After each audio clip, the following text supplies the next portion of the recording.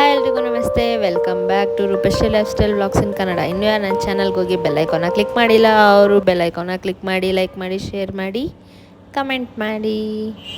ನೆನ್ನೆ preparation video ತೋರಿಸಿದ್ದೆ, ನೋಡ್ಬೋದು ಇವತ್ತು ಯಾವ ರೀತಿ ಇದೆ ಅಂತ. ಎಲ್ಲ ಹೆಣ್ಮಕ್ಳು ಎಷ್ಟು ಚೆಂದ ರೆಡಿ ಆಗ್ಬಿಟ್ಟು ಬಂದಿದ್ದಾರೆ. ಆಮೇಲೆ ತಾಯಿನ ಕರ್ಕೊಂಬರ್ಲಿಕ್ಕೆಲ್ಲ ಹೊರಟ್ವಿ ಇಲ್ಲಿಂದ. ನೋಡ್ಬೋದು ಕಳಶಗಳು ಪ್ರತಿಯೊಂದು ಹೆಣ್ಮಕ್ಳು ಎಷ್ಟು ಚೆಂದ ಎತ್ಕೊಂಡಿದ್ದಾರೆ. ಇಲ್ಲಿಂದ ಹೊರಟ್ವಿ ನಾವೆಲ್ಲರೂ ದೇವ್ರನ್ನ ಕರ್ಕೊಂಬರ್ಲಿಕ್ಕೆ ಅಂತ ಹೇಳ್ಬಿಟ್ಟು. ಹಾಗೆ ಎಲ್ಲರೂ ಒಂದೊಂದು ಫೋಟೋಸ್ ತೊಗೊತಾ ಇದ್ರು. ಅವ್ರು ಮಧ್ಯ ನಿಂತಿರೋರೆ ಇದಕ್ಕೆಲ್ಲ ಸ್ಪಾನ್ಸರ್ ಮಾಡಿರೋದು. ಅವ್ರು ಬಂದ್ಬಿಟ್ಟು ನಮ್ಮ ರಿಲೇಟಿವ್ ಮಂಜುನಾಥ್ ಅಂತ ಹೇಳ್ಬಿಟ್ಟು. ನೋಡಿ ಎಲ್ಲರೂ ಎಷ್ಟು ಚೆಂದ ಕಾಣಿಸಿದ್ದಾರೆ. ಸೀರೆ ಫೆಸಿಲಿಟೀಸ್ ಕೂಡ ಕೊಟ್ಟಿದ್ರು. ತುಂಬ ಜನಕ್ಕೂ ಒಂದೇ ಥರ ಸೀರೆ ಇದೆ ನೋಡಿ. ಎಲ್ಲರೂ ಎಷ್ಟು ಚೆಂದ ರೆಡಿ ಆಗಿದ್ರು.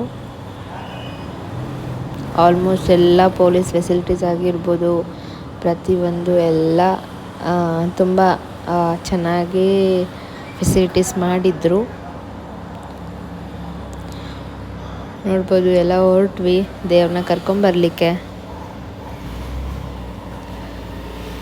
ಇಲ್ಲಿಂದ ಅಷ್ಟು ದೂರ ಹೋಗೋದೇ ಇವಾಗಿರೋದು. ಎಲ್ಲರೂ ಬೇಗ ಬೇಗ ಹೋಗ್ತಿದ್ದಾರೆ. ಏಕೆಂದರೆ ದೇವರು ತುಂಬ ಆಗಲೇ ಹತ್ರದಲ್ಲಿ ಬಂದುಬಿಟ್ಟಿತ್ತು. ಆಲ್ರೆಡಿ ನಿಯರ್ ಬೈ ಬರ್ತಾಯಿದೆ ಅಂತ ಕಾಲ್ ಮಾಡಿ ಹೇಳಿದರು. ಇವತ್ತು ಸ್ವಲ್ಪ ರೆಡಿ ಆಗೋದು ಲೇಟ್ ಅಲ್ವಾ. ಯಾವುದೇ ಫಂಕ್ಷನ್ಸ್ಗಾದರೂ ಹೆಣ್ಮಕ್ಳು ರೆಡಿ ಆಗೋದು ಲೇಟೇ ಆಗಿರುತ್ತೆ. ಹಂಗಾಗಿ ಸ್ವಲ್ಪ ಲೇಟಾಗಿ ರೆಡಿಯಾಗಿ ಬರೋದ್ರಿಂದ ದೇವ್ರನ್ನ ಕರ್ಕೊಂಬರ್ಲಿಕ್ಕೆ ತುಂಬ ಬೇಗ ಎಲ್ಲ ಹೊರಟ್ವಿ. ಅಲ್ಲೋಗಿ ಸ್ವಲ್ಪ ಹೊತ್ತು ನಿಂತ್ಕೊಂಡ ತಕ್ಷಣ ದೇವ್ರು ಬಂತು. ನೋಡ್ತಿರ್ಬೋದು, ಇದರಿಂದನೇ ಕರ್ಕೊಂಬಂದಿದ್ದು ತಾಯಿನ ಕರ್ಕೊಂಬರ್ಲಿಕ್ಕೂ 5 ಜನ ಮುತ್ತೈದೆಯರು ಮತ್ತು ಅದ್ರ ಜೊತೆ ಗಂಡು ಮಕ್ಕಳೆಲ್ಲ ಹೊರಟಿದ್ರು. ಶಾಸ್ತ್ರೋತ್ರವಾಗಿ ಕರ್ಕೊಂಬರ್ಬೇಕಲ್ವ ತಾಯಿನ. ನಮ್ಮವ್ರಿಗೆ ಯಾವುದೇ ಥರ ಪ್ರಾಬ್ಲಮ್ ಆಗದೇ ಇರಲಿ, ಯಾವುದೇ ಥರ ಕಷ್ಟ ಬರದೇ ಇರಲಿ ಅಂತ ಅಂದ್ಬಿಟ್ಟು ಎಲ್ಲ ಥರ ಪೂಜೆ ಎಲ್ಲ ಥರ ಮಾಡಿ ಕರ್ಕೊಂಬಂದಿದ್ರು. ಯಾವುದೇ ಥರ ಕೆಟ್ಟದಾಗದೇ ಇರಲಿ ನಮ್ಮವ್ರಿಗೆ ಮತ್ತು ನಾವೀಗ ಮಾಡ್ತಿರೋ ಪೂಜೆಗೆ ಅಂತ ಹೇಳಿ ಎಲ್ಲರೂ ನಿಷ್ಠೆಯಿಂದ ತಾಯಿಗೆ ಎಲ್ಲವನ್ನು ಅರ್ಪಿಸಿ ಪ್ರತಿಯೊಂದನ್ನು ಏನು ಮಾಡಬೇಕು ಅದನ್ನೆಲ್ಲ ಮಾಡಿ ಕರ್ಕೊಂಬಂದಿದ್ರು. ಇಲ್ಲಿ ಆಗಬೇಕಾಗಿದ್ದ ಸ್ವಲ್ಪ ಪೂಜೆಗಳನ್ನೆಲ್ಲ ಮಾಡಿದರು. ನೋಡಿ ಹೊಂಬಾಳೆ ಎಷ್ಟು ಲುಕ್ ಕೊಡ್ತಿದೆ ಅಂಥೇಳಿ ಒಳಗಡೆ ಪೂಜೆ ಮಾಡ್ತಾಯಿದ್ರು.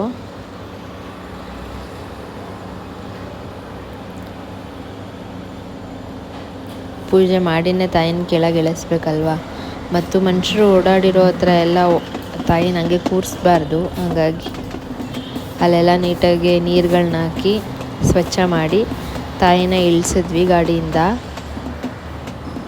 ಏನೇ ಆಗಿರ್ಬೋದು, ಆ ತಾಯಿಯ ಆಗಮನ ಬರಬೇಕಾದ್ರೆ ಆ ತಮಟೆ ಸೌಂಡು ಎಷ್ಟು ಪಾಸಿಟಿವ್ ವೈಬ್ಸ್ ಕ್ರಿಯೇಟ್ ಮಾಡುತ್ತೆ ಅಂದರೆ ನಿಜವಾಗ್ಲೂ ಆ ತಮಟೆ ಇಲ್ಲದೇ ಇದ್ದರೆ ತಾಯಿ ಬರೋದನ್ನು ಯಾರು ಏನಂತಾರೆ ಇಮ್ಯಾಜಿನ್ ಕೂಡ ಮಾಡಲಿಕ್ಕಾಗಲ್ಲ. ಆ ಸೌಂಡ್ ಬರ್ತಾಯಿದ್ರೆ, ಆ ತಾಯಿ ಬರ್ತಿದ್ರೆ ಎಷ್ಟು ಸುತ್ತಮುತ್ತ ಇರೋ ವೈಬ್ಸ್ ಹೆಂಗೆ ಕ್ರಿಯೇಟ್ ಆಗುತ್ತೆ ಅಲ್ವಾ. ಯಾವುದೇ ದೇವರಾಗಿರ್ಬೋದು, ಒಂದು ಊರ ಮೆರವಣಿಗೆಗೆ ಬಂದಾಗ ನಿಜವಾಗ್ಲೂ ಎಷ್ಟು ಪಾಸಿಟಿವ್ ವೈಬ್ಸ್ ಮತ್ತು ಎಷ್ಟು ನೆಗೆಟಿವ್ ಇರುತ್ತೋ ಅದು ಪೂರ ಹೋಗುತ್ತೆ ಅನ್ನೋ ಥರ ಫೀಲಿಂಗು. ನೋಡಿ ಆ ತಾಯಿನ ನೋಡಲಿಕ್ಕೆ 2 ಕಣ್ಣು ಸಾಲಲ್ಲ. ಎಷ್ಟು ಭಕ್ತಿ ಮತ್ತು ಎಷ್ಟು ಸಮಾಧಾನ ಶಾಂತ ರೀತಿಲಿ ಕೂತಿದ್ದಾಳೆ.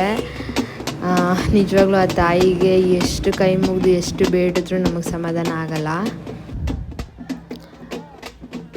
ನೋಡಿ ಆ ದೇವರು 1 ನಿಮಿಷ ಕೂರೋದಿಲ್ಲ. ಇಳಿದ ತಕ್ಷಣ ಅವಳಿಗೆ ತಮಟೆ ಸೌಂಡಿಗೆ ಅವಳಿಗೂ ಕುಣಿಬೇಕಂತ ಅನಿಸುತ್ತೆ. ಒತ್ತಿರೋ ಎಲ್ಲ ಜನನೂ ಸೇರಿಸಿ ಅವಳು ಕುಣಿತಾಳೆ.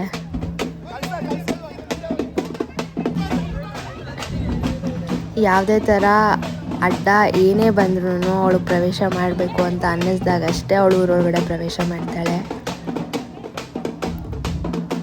ಅವಳನ್ನ ಪ್ರವೇಶ ಮಾಡಿಸ್ಕೊಬೇಕಾದ್ರೂ ಅಷ್ಟೇ ಪ್ರತಿಯೊಂದು ಯಾರೇ ನಡೆದಿರೋ ನೆಲದ ಮೇಲೆ ಅಲ್ಲದೆ ನಾವು ಅದನ್ನು ಸ್ವಚ್ಛವಾಗಿ ಕ್ಲೀನ್ ಮಾಡೋಕ್ಕಂತೂ ಆಗೋಲ್ಲ. ಅದ್ರ ಮೇಲೆ ಏನು ಬೆಳೆಸದೇ ಇರೋವಂಥ ನೀರನ್ನ ಹಾಕ್ಕೊಂಡು ಅವಳನ್ನ ಅದ್ರ ಮೇಲೆ ನಡೆಸ್ಕೊಂಡು ಕರ್ಕೊಂಬಂದರು. ಅವಳಿಗೆ ಯಾರ್ಯಾರಿಗೆ ದರ್ಶನ ಕೊಡಬೇಕು ಅನಿಸುತ್ತೋ ಅಲ್ಲೆಲ್ಲ ತಿರುಗ್ತಾ ಇದ್ಲು. ಎಲ್ಲರೂ ಅವಳನ್ನೇ ನೋಡ್ತಾಯಿದ್ರು. ಆ ಸೌಂಡ್ಗೆ, ಅವಳ ಅಲಂಕಾರಕ್ಕೆ, ಅವಳ ಸಮಾಧಾನದ ನಡಿಗೆಗಾಗಿರ್ಬೋದು ಪ್ರತಿಯೊಂದೂ ನೋಡ್ತಾಯಿದ್ರೆ ಸಮಾಧಾನನೇ ಆಗಲ್ಲ. ಅಷ್ಟು ನೋಡ್ತಾನೆ ಇರ್ಬೇಕು ಅನಿಸುತ್ತೆ. ನೋಡಿ ನೋಡಿ ಹೆಂಗೆ ಕುಣಿತಿದ್ದಾಳೆ ತಮಟೆ ಸೌಂಡ್ಗಾಗಿರ್ಬೋದು. ಆ ಒತ್ತಿರೋ ಜನಕ್ಕೂ ಎಷ್ಟು ಖುಷಿಯಿಂದ ಖುಷಿ ಪಡಿಸ್ತಾಳೆ ಅಂದರೆ ಆ ತಮಟೆ ಸೌಂಡಿಗೆ ಅವ್ರಿಗೂ ಕುಣಿಬೇಕು ಅನ್ನಿಸ್ತಿರುತ್ತೆ. ಆ ತಾಯಿನೂ ಅವ್ರ ಜೊತೆಗೆ ಅವಳು ಕುಣಿತಾಳೆ.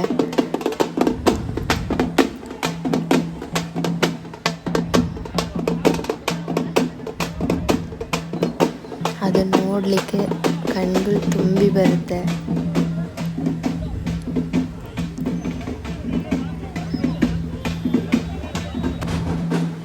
ಕೆಲವೊಂದೊಂದು ಕಡೆ ಅಂತೂ ಸಕ್ಕ ಸತಾಯಿಸ್ತಾಳೆ ಮುಂದೆ ಹೋಗ್ಲಿಕ್ಕೆ.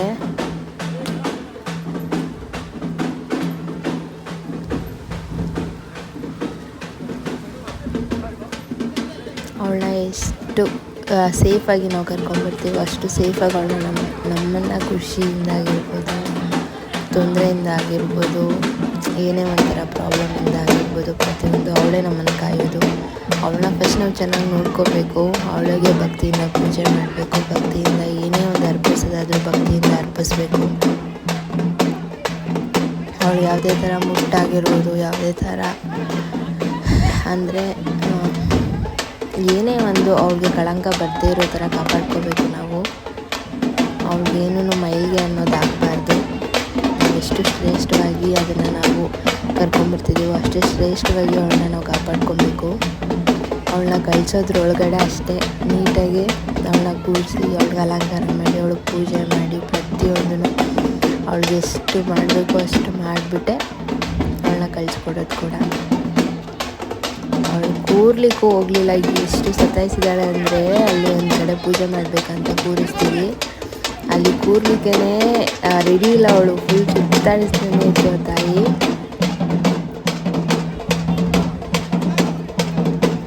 ಅಲ್ಲಿರೋ ಜನಕ್ಕೆ ಸ್ವಲ್ಪ ಭಯ ಬೇರೆ.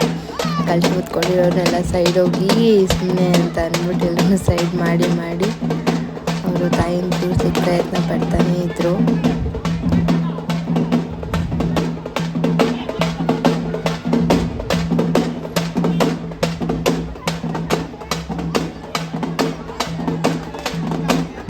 ನೋಡಿ ಹೆಂಗೆ ಕುಣಿತಿದ್ದಾಳೆ ಅಂದರೆ ಅವ್ಳಿಗೆ ಎಷ್ಟು ಕಾಯಿ ಹೊಡಿದ್ರು, ಎಷ್ಟೇ ಗಟ್ಟಿಯಾಗಿ ಅಲ್ಲಿ ಸುತ್ತ ಇಟ್ಕೊಂಡಿದ್ರು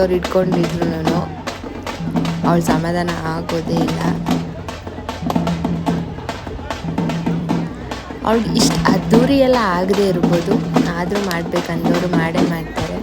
ನೋಡ್ಬೋದು ಅವಳಿಗೆ ಅಂತ ಎಷ್ಟು ದೊಡ್ಡ ಹಾರ ಮಾಡಿಸಿದ್ರು ಅಂತ ಅಂದ್ಬಿಟ್ಟು.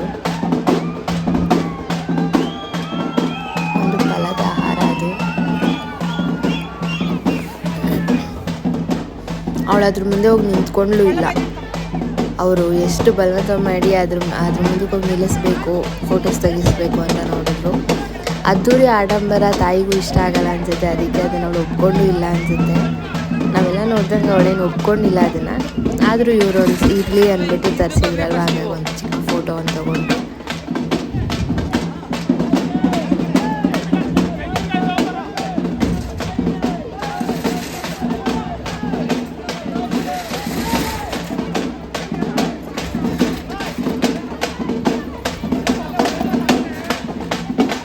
ತಾಯಿನ ಅಲ್ಲಿ ಕೂರಿಸೋದಕ್ಕೆ ಎಷ್ಟು ಪ್ರಯತ್ನ ಪಟ್ಟಿದ್ದಾರೆ ಅಂದರೆ ಅಷ್ಟು ಪ್ರಯತ್ನ ಪಟ್ಟಿದ್ದಾರೆ ಪಾಪ.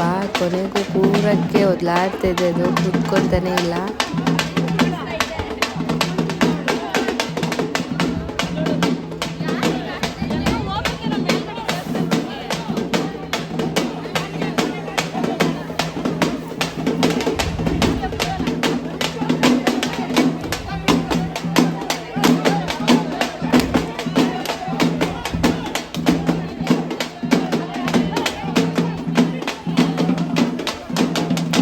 ಹಿಂಗೋ ಕಷ್ಟಪಟ್ಟು ಹೇಳೋಕ್ಕಾಗದಿರೋಷ್ಟು ಜನ ಒಂದು 25-30 ಜನದಿಂದ ಸೇರಿ ಕೂರಿಸಿದ್ರು.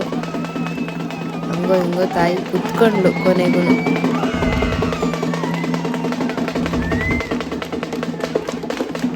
ಕುತ್ಕೊಂಡ ನಂತರ ತಾಯಿಗೆಲ್ಲ ಥರ ಪೂಜೆ ಮಾಡಿದ್ರು. ಯಾಕೆಂದರೆ ತಾಯಿ ತಿನ್ನೋದು ಮೊಸರನ್ನ ಅವಳಿಗೆ ಶ್ರೇಷ್ಠವಾದ ಎಡೆನೇ ಇಡಬೇಕು. ಹಾಗಾಗಿ ಅವಳಿಗೆ ಇಡಬೇಕಾಗಿತ್ತು ಎಡೆ ಎಲ್ಲ ಇಟ್ಟರು.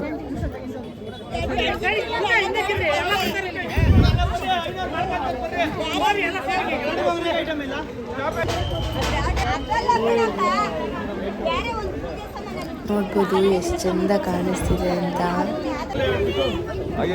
ಅವಳು ಮುಗ್ದಲ್ಲಿ ಸೌಂದೆಲ್ಲ ಎದ್ದು ಕುಣಿತಿದ್ದಾಳೆ ತಾಯಿ ಮುಗ್ದಲ್ಲಿ.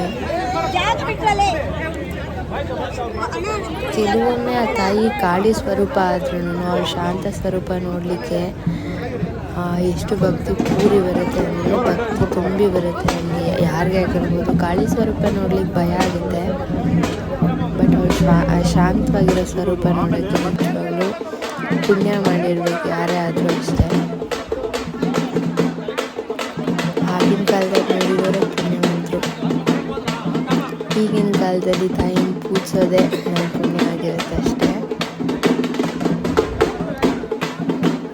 ಆ ತಾಯಿಯ ಅನುಗ್ರಹ ಯಾರೇ ಮೇಲಿದ್ರು ಯಾರದೇ ಮೇಲಿದ್ರು ನಿಜವಾಗ್ಲೂ ಅವ್ರನ್ನ ಕೊನೆಯವರೆಗೂ ಕೈ ಹಿಡಿದು ಕಾಪಾಡ್ತಾಳೆ.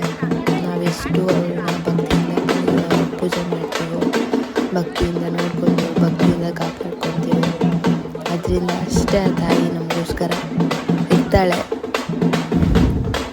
ಕೆಲವೊಮ್ಮೆ ಆ ದೇವ್ರನ್ನ ನಾವು ನಂಬದೇ ಇದ್ರೂ ದೇವರು ನಮಗೆ ದಾರಿ ತೋರಿಸ್ತಾರೆ. ಹಂಗೆ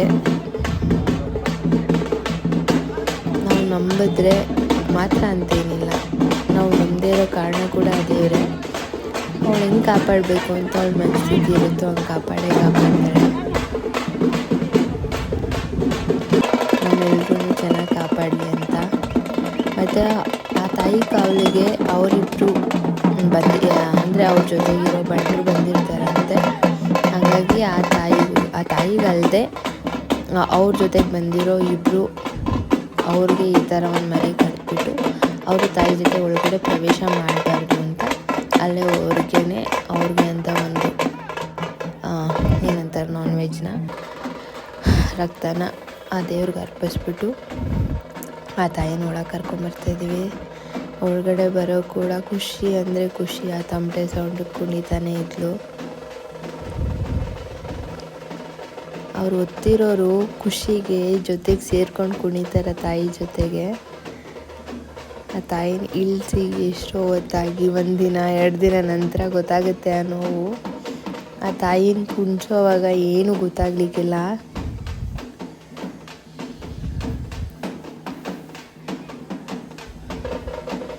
ಇಲ್ಲೂ ಸುಮ್ಮನೆ ಬಂದಿಲ್ಲ, ಎಲ್ಲ ಪ್ರತಿಯೊಂದು ಏನೇನು ಮಾಡಬೇಕು ಪ್ರತಿಯೊಂದು ಮಾಡಾದ್ಮೇಲೆ ಆ ತಾಯಿ ಒಳಗೆ ಬಂದಿರೋದು.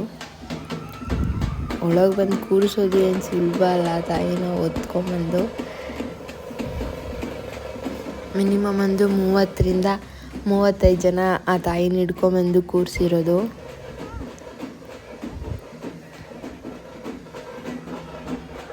ಅವಳು ಖುಷಿನೋ ಖುಷಿ. ಆ ಸ್ವಚ್ಛತೆ ಎಲ್ಲ ಒಂದು ಅಲ್ಲಿದ್ರೆ ಆ ತಾಯಿ ತಾನಾಗೆ ಬಂದು ಕೂರ್ತಾಳೆ. ಅದು ಈ ರೀತಿ ಖುಷಿಯಿಂದ ಬಂದು ಕೂರ್ತಾಳೆ. ನೋಡ್ಬೋದು ನೀವೇ ಅಷ್ಟು ಖುಷಿಯಾಗಿಂದ ಕೂತಿದ್ದಾಳೆ ಆ ತಾಯಿ ಅಂತ.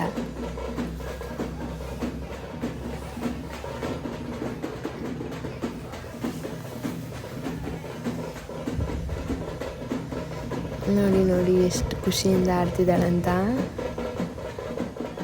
ನಮಗಂತೂ ನೋಡಲಿಕ್ಕೆ ಎಷ್ಟು ಖುಷಿ ಆಗ್ತಿತ್ತು ಅಂದರೆ ಆ ತಾಯಿನ ಅಷ್ಟು ಖುಷಿ ಆಗ್ತಿತ್ತು. ಇಂಥ ಒಂದು ಸಂತೋಷನ ಹೇಳ್ಕೊಳ್ಳಿಕ್ಕಾಗಲ್ಲ.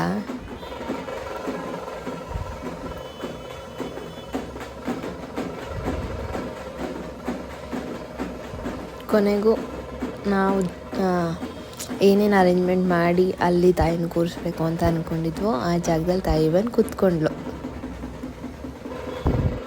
1 ದಿನದಿಂದ ಪ್ರಯತ್ನ ಪಟ್ಟು ಅಲ್ಲೆಲ್ಲ ಡೆಕೋರೇಷನ್ಸ್ ಮಾಡಿ ಆ ಪ್ಲೇಸಿಗೆ ಬಂದು ತಾಯಿ ಕೂತ್ಕೊಂಡ ತಕ್ಷಣ ಎಲ್ರಿಗೂ ಖುಷಿ ಆಗುತ್ತೆ. And thank you for watching.